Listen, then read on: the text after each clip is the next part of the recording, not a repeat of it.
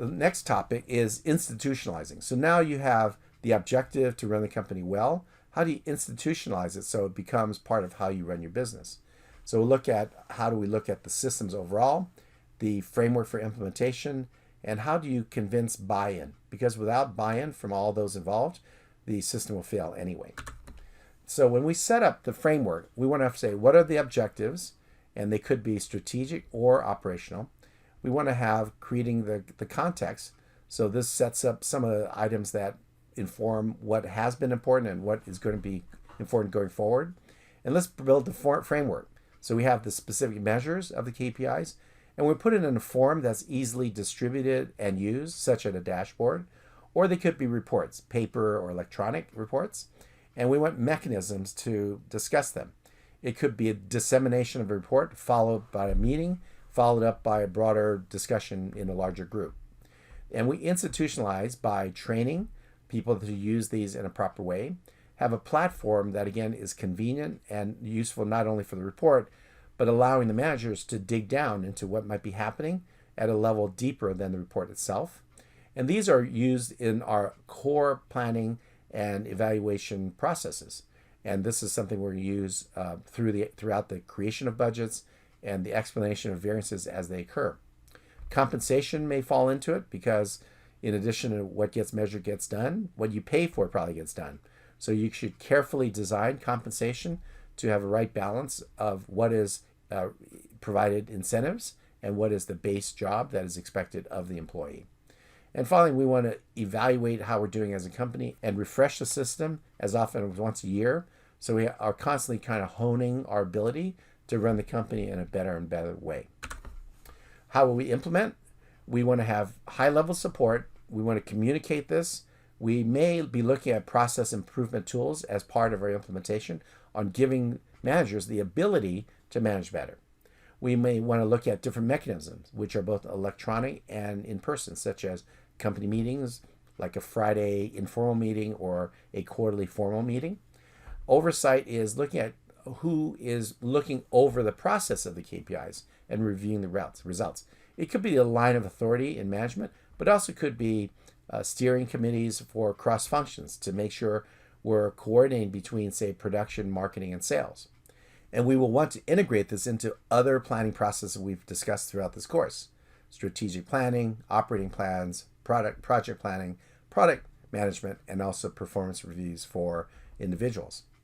And talent acquisition is part of this process as well. And we want to freshen our business, making sure we have the requisite skills to be successful in the employees in key responsibility positions. Management reports, board reports, and corporate development all are users of the reporting that comes out. As you recall, they bubble up, and so they may receive different levels of aggregation than, say, a line manager. And finally, the user might be the general public. Notice that we emphasize internal because it is primarily an internal tool that we use for managing the business better. However, we may want to share our evaluation and the results of our operation with the other stakeholders in the business. Now, next we'll look at how do you get buy-in. Let me give you a secret that's not really a secret. It's just something people don't think about enough, so it might as well be a secret if they don't do it. So the secret in persuasion and commitment for anybody, as this person is trying to convince the people to buy into her recommendation, the item is every single person sitting around this speaker is thinking of WIFM. And what I mean by that is something like, oh, that speech was great, but WIFM. And what that stands for is what's in it for me. Now, I'm not saying that everyone is selfish. Some people may be selfish. But at a core level, if you want to appeal and get adoption of people, it's best to show not only what's good for the company, what's good for the community, what's good for our customers, but also reinforce that with what's good for you.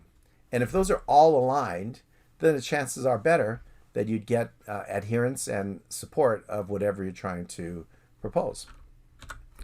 So what is WIFM and how's that work? Well, people are motivated by different things. In fact, 3 different people or 5 different people may have 5 different motivations.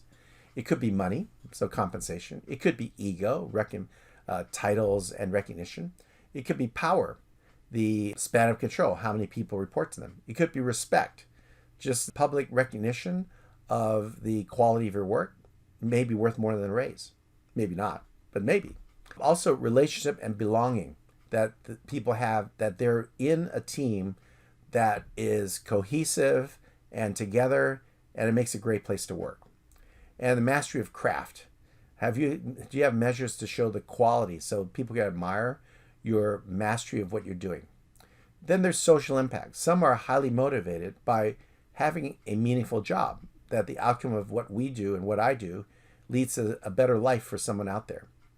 Next and finally is the idea of working on a high-performing team.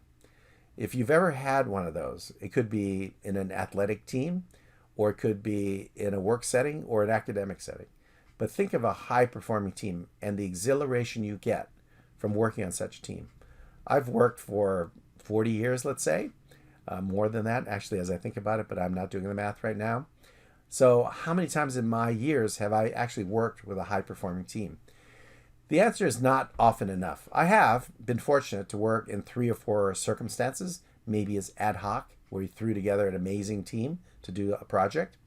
Or it could be in a job setting where the company is just humming and everything's just working beautifully.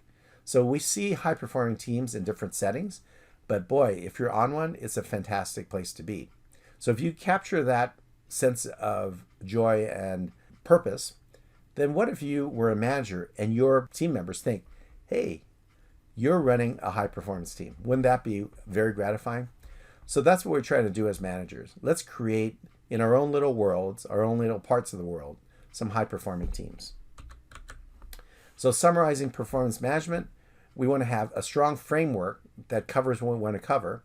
We want to make sure senior management is aboard, so it has the strength and the validation by management and perhaps the board. And we want to implement it effectively, because the best laid plans are worthless if we're not implementing them well.